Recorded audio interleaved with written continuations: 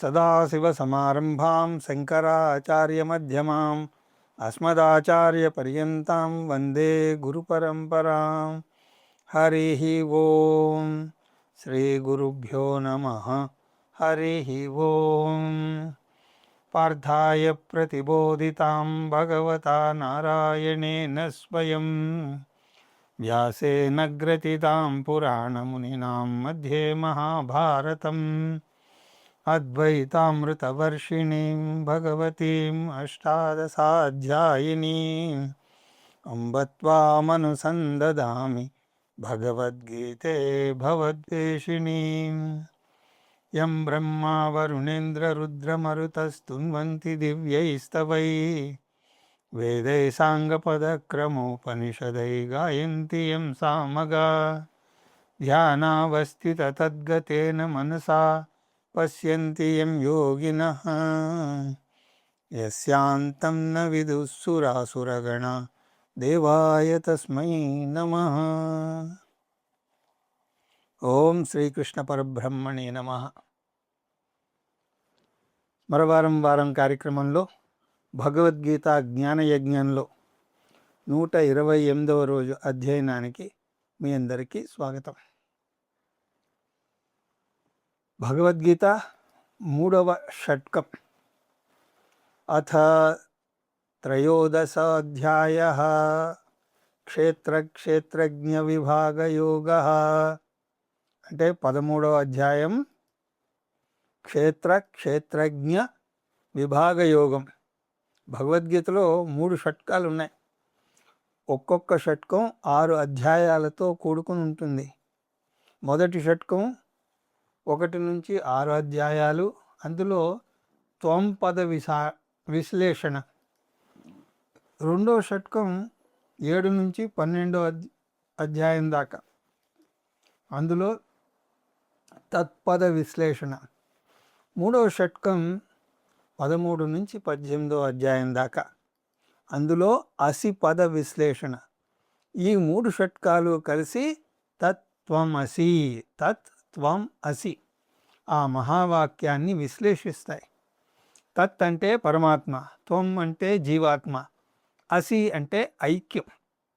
జీవాత్మ పరమాత్మల యొక్క ఐక్యాన్ని సూచిస్తుంది కాబట్టి ఈ వాక్యాన్ని మహావాక్యం అని అంటారు. భగవద్గీత ఈ 3 షట్కాల్లోనూ ఈ 3 పదాలను విశ్లేషిస్తుంది. కాకపోతే ముందు త్వంపద విశ్లేషణ వస్తుంది, రెండవ షట్కంలో తత్పద విశ్లేషణ వస్తుంది, మూడవ షట్కంలో అసి పదం యొక్క విశ్లేషణ వస్తాయి. అందువల్ల భగవద్గీత మోక్ష శాస్త్రం. ఒక్కొక్క షట్కంలోనూ మళ్ళీ 3 అంశాలు చర్చింపబడతాయి. మొదటి షట్కంలోని 3 అంశాలు ఏమిటి అంటే, 1 జీవస్వరూపం, త్వం పద విశ్లేషణ. రెండవది కర్మయోగ సాధన. మూడవది పురుష ప్రయత్నం లేదా ఫ్రీ విల్. పురుష ప్రయత్నం యొక్క ప్రాముఖ్యత గురించి ఈ షట్కంలో వివరించాడు కృష్ణ పరమాత్మ. మీరు పూర్తిగా విధి చేతిలో కీలుబొమ్మలు గారు. భగవంతుడు ఆడే వింత నాటకంలో కేవలం పాత్రధారులు మాత్రమే కారు. దానికి తోడుగా మీకు ఫ్రీ విల్ కూడా ఉన్నది. ఫ్రీ విల్లా విధా ఈ చర్చను సందర్భం వచ్చినప్పుడల్లా మనం చూస్తూనే ఉన్నాం. ఈ భవిష్యత్తును అటు పూర్తిగా విధి నిర్ణయించదు, ఇటు పూర్తిగా ఫ్రీ విల్లు నిర్ణయించదు. పూర్తిగా విధి మీద ఆధారపడితే మీరు కీలుబొమ్మలైనట్టు అవుతుంది. వేదాంతం ఆ సిద్ధాంతాన్ని అంగీకరించదు. జాతకం ద్వారానో లేకపోతే నాడీ జ్యోస్యం ద్వారానో వేరే ఏదైనా పద్ధతి ద్వారా మీరు మీ భవిష్యత్తును తెలుసుకోగలరు. కానీ మీరు గమనించాల్సినటువంటి విషయం ఒకటి ఉన్నది. మీ తలరాత ఎలా ఉంటే అలా అవుతుంది అని అనుకోకూడదు. మీ ఫ్రీ విల్ పాత్ర కూడా ఉంటుంది. ఫ్రీ విల్ అండ్ పురుషార్థమని ప్రయత్నమని అంటారు. అందువల్ల నీ ప్రయత్నం నువ్వు చెయ్యాలి, నిన్ను నువ్వే ఉద్ధరించుకోవాలి అన్నాడు కృష్ణ పరమాత్మ. ఉద్ధరేదాత్మనాత్మానం నాత్మానమవసాదయేత్ ఆత్మైవ ఆత్మనో బంధు ఆత్మైవ రిపురాత్మనః అంటూ మనం చూసాం. అందువల్ల మీరు వృద్ధిలోకి రావడానికి మీ ప్రయత్నం మీరు చేయాలి. మీరు ప్రయత్నం చేస్తే భగవంతుని యొక్క సహాయం తప్పకుండా ఉంటుంది. నువ్వు సగం దైవం సగం అంటారు పెద్దలు. రెండవ షట్కంలోని 3 అంశాలు ఏమిటి అంటే ఈశ్వర స్వరూపం, తత్పద విశ్లేషణ. రెండవది ఈశ్వర ఉపాసన, యోగ సాధన. ఈశ్వర ఉపాసన 2 రకాలుగా చేయొచ్చు. ఇష్టదేవతా ఉపాసన, విశ్వరూప ఉపాసన. ఇష్టదేవతా ఉపాసనను అభ్యాస యోగము అని అన్నాడు కృష్ణ పరమాత్మ. విశ్వరూప ఉపాసన 11వ అధ్యాయంలో మనం చూసాం. మూడవది ఈశ్వర కృప. మొదటి షట్కంలో ఫ్రీవిల్ యొక్క ప్రాధాన్యతను చర్చిస్తే రెండవ షట్కంలో ఈశ్వర కృప గురించి కీర్తించాడు కృష్ణ పరమాత్మ. మానవ ప్రయత్నం ముఖ్యమే, కానీ దానికి ఈశ్వర అనుగ్రహం కూడా తోడవ్వాలి. నిజానికి ఈశ్వర అనుగ్రహం ఎప్పుడు ఉంటుంది? దాన్ని మనం పొందే విధానం తెలుసుకోవాలి. అంతే, జలపాతంలో అవ్యక్తంగా విద్యుత్ శక్తి ఉంటుంది, కానీ దాన్ని సరిగా వినియోగించుకుంటేనే. కానీ దాన్ని సరిగా వినియోగించుకునే హైడ్రో ఎలక్ట్రికల్ ప్రాజెక్ట్ ఉండాలి. అదేవిధంగా ఈశ్వర అనుగ్రహం ఎలా పొందాలో నేర్చుకోవాలి. అద్వైత సిద్ధాంతుల మీద ఒక అపోహ ఉన్నది. వారు బుద్ధిని నమ్ముతారు, వారికి భక్తి లేదు అని అనుకుంటారు. అది చాలా పెద్ద పొరపాటు. గొప్ప అద్వైత సిద్ధాంతులు కూడా ఈశ్వర అనుగ్రహం ఉండి తీరాలి అనే నమ్ముతారు. ఈ విధంగా మొదటి 2 షట్కాల్లోనూ 6 అంశాలను మనం చూసాం. ఇప్పుడు మనం 3వ షట్కంలోకి అడుగు పెట్టబోతున్నాం. దీన్ని చరమ షట్కము అని, అంతిమ షట్కము అని కూడా అంటారు. ఈ షట్కంలో కూడా 3 అంశాలు చర్చింపబడతాయి. 3వ షట్కంలోని 3 అంశాలు ఏమిటి అంటే, మొదటిది జీవ ఈశ్వర ఐక్యం, అసిపద విశ్లేషణ. రెండవది జ్ఞానయోగ సాధన. మూడవది విలువలు. జీవ ఈశ్వర స్వరూప ఐక్యం. జీవ ఈశ్వర స్వరూప ఐక్యం అని చెప్పడం ద్వారా పైపైన చూస్తే జీవునికి ఈశ్వరునికి మధ్య భేదాలు ఉన్నాయి అని చెప్పకనే చెప్పినట్టు అవుతుంది. బాహ్యంగా వీరిద్దరి మధ్య భేదం ఉన్నా కూడా స్వరూపరీత్యా రెండూ ఒకటే. ఈ విషయం అర్థం చేయడానికి శాస్త్రంలో మనం చూసేటువంటి ఉదాహరణ అల, సముద్రం. అలకు సముద్రానికి భేదం ఉందా లేదా? పైపైన చూస్తే వాటికి చాలా పెద్ద భేదమే ఉన్నది. అందువల్లనే అలను అలా అని, సముద్రాన్ని సముద్రం అని అంటున్నారు. అల చాలా చిన్నది, సముద్రం చాలా పెద్దది. అల కార్యం, సముద్రం కారణం. అల జీవితం చాలా చిన్నది, సముద్రం జీవితం చాలా ఎక్కువ కాలం ఉంటుంది. కానీ వాటి స్వరూపాన్ని లోతుగా గనక మనం విశ్లేషిస్తే రెండింటిలోనూ సమానంగా ఉన్నది ఒకటే. అది నీరు. అలలో ఏముంది? నీరు ఉంది. నీరు తప్ప ఏమీ లేదు. సముద్రంలో ఏముంది? నీరే ఉంది. నీరు లేకుండా అల లేదు, సముద్రం కూడా లేదు. అలలోనూ సముద్రంలోనూ ఉన్నది ఒక్కటే నీరు. ఒకే నీరుకు 2 నామరూపాలు, అల, సముద్రం. ఇంతవరకు నామరూపాలను చూస్తున్నాం. ఇప్పుడు మన దృష్టిని బాహ్యంగా ఉన్నటువంటి నామరూపాల నుంచి సమానంగా ఉన్నటువంటి తత్వం వైపుకు దృష్టిని మరలిస్తే అలలోనూ సముద్రంలోనూ ఉన్నది ఒకే నీరు అని తెలుసుకుంటాం. నీరును అధిష్టానం అని అంటారు. అంటే అధిష్టానమైన నీటి దృష్ట్యా అలా సముద్రం రెండూ ఒక్కటే. ఆ విధంగా జీవాత్మ పరమాత్మల పైపైన చూస్తే అనేక భేదాలు ఉన్నాయి. కానీ జీవాత్మ అంటే జీవ ప్లస్ ఆత్మ, పరమాత్మ అంటే పరమ ప్లస్ ఆత్మ. అంటే రెండింటిలోనూ సమానంగా ఉన్నది ఆత్మ. ఆత్మను చైతన్యతత్వం అని అంటారు. చైతన్యతత్వాన్ని అధిష్టానం అని అంటారు. అంటే అధిష్టానమైనటువంటి చైతన్యం దృష్ట్యా జీవాత్మ పరమాత్మ రెండూ ఒకటే. దీన్ని జీవాత్మ పరమాత్మ స్వరూప ఐక్యం అని అంటారు. దీన్నే అసిపద విశ్లేషణ అని అంటారు. రెండవది జ్ఞానయోగ సాధన. గురువు జీవాత్మ పరమాత్మ ఐక్యాన్ని తత్వమసి అనే మహావాక్యం ద్వారా బోధిస్తే శిష్యుడు అహం బ్రహ్మాస్మి అనే అర్థం చేసుకుంటాడు. నేను బ్రహ్మను అని చెప్పే మహావాక్యాన్ని అర్థం చేసుకోవడమే జ్ఞానయోగం. జీవ ఈశ్వర ఐక్యాన్ని బోధించే వాక్యాన్ని మహావాక్యం అంటారు. దీన్ని గ్రేట్ ఈక్వేషన్ అని అంటారు. ఈక్వేషన్ అంటే సమీకరణ అంటారు కదా. ఈ సమీకరణ సిద్ధాంతం అద్భుతంగా ఉంటుంది. సమీకరణ ఎప్పుడు చేస్తాం? అన్ని శాస్త్రాల్లోనూ ఈ ఈక్వేషన్ అన్నది వస్తుంది. ఉదాహరణకు గణిత శాస్త్రంలో చూస్తే 2 అంకెలు పూర్తిగా భిన్నంగా ఉంటే సమీకరణ చేయలేం. 8 = 9 అని అనలేం. అదేవిధంగా 2 అంకెలు అక్షరాల ఒకేలాగా ఉంటే సమీకరణ అవసరం లేదు. 8 = 8 లేదా 9 = 9 అని పనిగట్టుకుని చెప్పక్కర్లేదు. అంటే పూర్తిగా భిన్నంగా ఉంటే సమీకరణ చేయలేము. పూర్తిగా ఒకదాన్ని ఒకటి పోలి ఉంటే సమీకరణ అవసరం లేదు. మరి ఎప్పుడు చేయాలి? 2 అంశాలు చూడడానికి భిన్నంగా ఉన్నా వాటి సారం ఒక్కటే అయినప్పుడు చేయాలి. 4 + 3 = 9 - 2. ఈ అంకెలను పైపైన చూస్తే ఈక్వేషన్ 2 వైపులా ఉన్న అంకెలు భిన్నంగా ఉన్నాయి. ఒకవైపు 4, 3 ఉన్నాయి, ఇంకోవైపు 9, 2 ఉన్నాయి. ఒకవైపు ప్లస్ ఉంటే ఇంకోవైపు మైనస్ ఉన్నది. ఆ విధంగా ఎటు నుంచి చూసినా కూడా ఈ 2 సరిపోవు అని కళ్ళు చెప్తున్నాయి. కానీ బుద్ధి మాత్రం ఆగాగాగు, అవి పైకి కనబడే భేదాలు, వాటి స్వరూపం ఒకటే అని చెప్తుంది. అది ఎలాగా అంటే 4 + 3 = 7, 9 - 2 = 7. 4, 3 కూడితే 7 వస్తుంది. 9లోంచి 2 తీసేసినా కూడా 7 వస్తుంది. అందువల్ల స్వరూప దృష్ట్యా 2 ఒక్కటే. అదేవిధంగా జీవాత్మలోనూ పరమాత్మలోనూ తీసుకుంటే చాలా భేదాలున్నాయి. జీవాత్మ అల్పజ్ఞుడైతే పరమాత్మ సర్వజ్ఞుడు. జీవాత్మ అల్పశక్తిమంతుడు అయితే పరమాత్మ సర్వశక్తిమంతుడు. జీవాత్మ అల్పగతుడు అయితే పరమాత్మ సర్వగతుడు. అలాగ చెప్పుకుంటూ పోతే ఎన్నో భేదాలున్నాయి.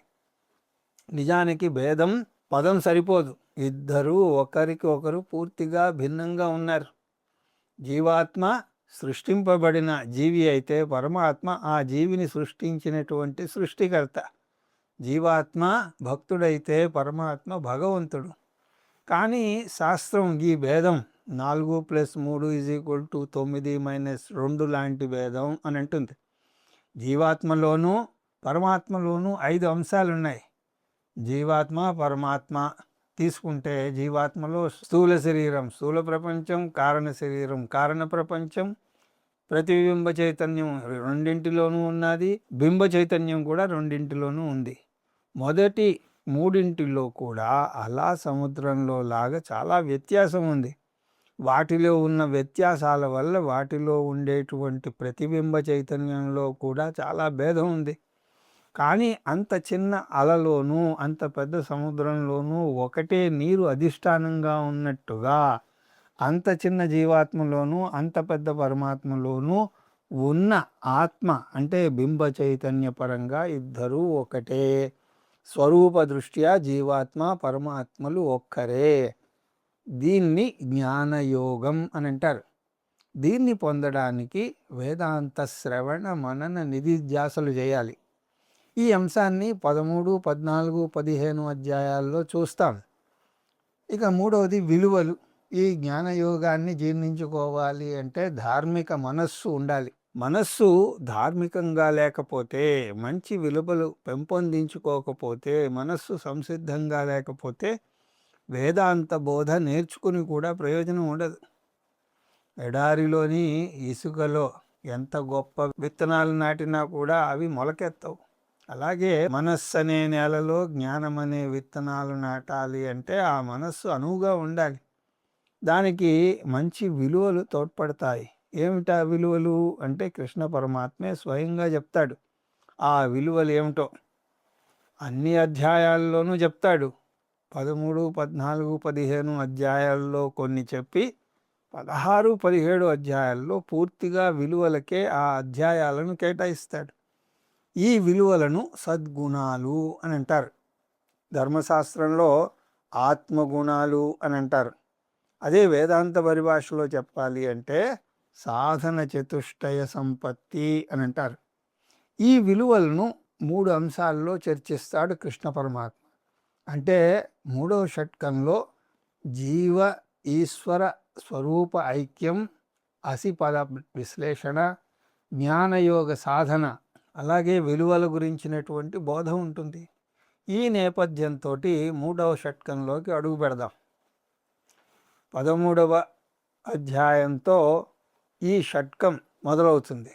కొన్ని పుస్తకాలలో ఈ అధ్యాయం అర్జునోవాచతో మొదలవుతుంది.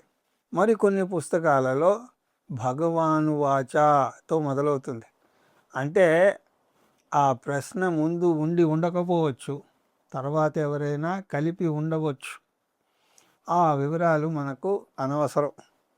ఏది ఏమైనా సరే ఆ ప్రశ్న మనకు ఉపయోగకరంగా ఉంటుంది. అందువల్ల మనం అర్జునుడి యొక్క ప్రశ్నతోనే మొదలు పెడదాం. దాన్ని కూడా తీసుకుంటే 13వ అధ్యాయంలో 35 శ్లోకాలు అవుతాయి. అర్జునోవాచ ప్రకృతిం పురుషం చైవ క్షేత్రం క్షేత్రజ్ఞమేవ చ ఏతద్వేదితుమిచ్ఛామి జ్ఞానం జ్ఞేయం చ కేశవ. ఇది ఉపోద్ఘాత శ్లోకం. అర్జునుడు అడుగుతున్నాడు ఈ ప్రశ్నను. ఇందులో అర్జునుడు 6 సాంకేతిక పదాలను వాడతాడు. వాటిని సాధారణంగా వేదాంతంలో మనం చూస్తూ ఉంటాం.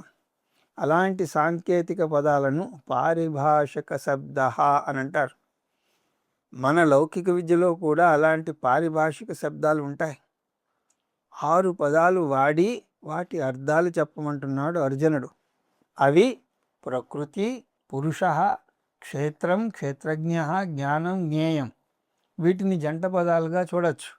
అలా 3 జంటలు అవుతాయి. అవి ప్రకృతి పురుష, క్షేత్రం క్షేత్రజ్ఞ, జ్ఞానం జ్ఞేయం.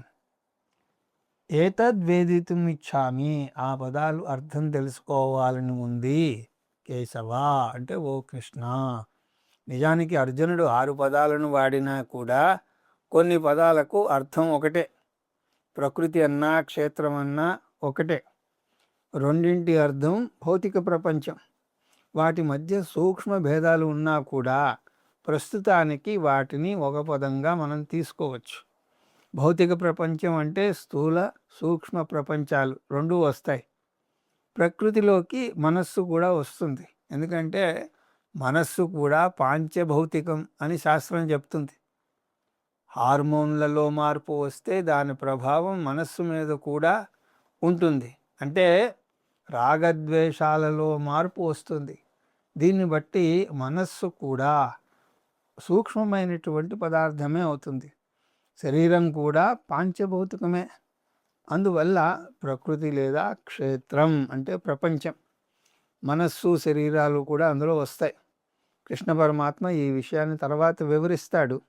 ఇప్పటికి మనం ప్రకృతి లేదా క్షేత్రం అంటే పదార్థం అని గుర్తుపెట్టుకుంటే చాలు. పురుషుడు, క్షేత్రజ్ఞుడు, జ్ఞేయము, ఈ 3 కూడా ఈ పదాలను ఒకటిగా తీసుకోవచ్చు. వీటి మధ్య సూక్ష్మ భేదాలు ఉన్నాయి, కానీ ప్రస్తుతానికి ఒకటిగా భావించవచ్చు. 3 పదాలు చైతన్యాన్ని సూచిస్తాయి. ఆ విధంగా ప్రకృతి, క్షేత్రం అచేతనత్వాన్ని సూచించినప్పుడు పురుషుడు, క్షేత్రజ్ఞుడు, జ్ఞేయము చేతనత్వాన్ని సూచిస్తాయి. అంటే జడం, చేతనం. ఈ విధంగా 5 పదాలను 2గా చేశాం. ఇక మిగిలింది ఏంటి? జ్ఞానము. జ్ఞానం పదానికి అనేక అర్థాలు ఉన్నాయి. బాగా ప్రాచుర్యం చెందిన అర్థం జ్ఞానమే. కానీ ఇక్కడ ఈ అధ్యాయంలో దాని అర్థం వేరు. జ్ఞానం అంటే విలువలు లేదా సద్గుణాలు. ఇందులోనే కృష్ణ పరమాత్మ 20 విలువల గురించి చెప్పబోతున్నాడు. అమానిత్వం, అదంభిత్వం, అహింస, శాంతి ఇలాంటి విలువలను కలిపి జ్ఞానము అంటారు. ఇవి కాని వాటిని అజ్ఞానం అంటారని కృష్ణ పరమాత్మ అంటాడు. ఏతజ్ఞానమితి ప్రోక్తం అజ్ఞానం యదదోన్యదా. ఇవి అర్జునుడు అడిగినటువంటి ప్రశ్నలు. వాటికి కృష్ణ పరమాత్మ అద్భుతంగా జవాబు చెప్తాడు. వాటిని మనం తర్వాత తరగతి నుంచి దర్శించే ప్రయత్నం చేద్దాం అని తెలియజేసుకుంటూ హరి ఓం తత్సత్.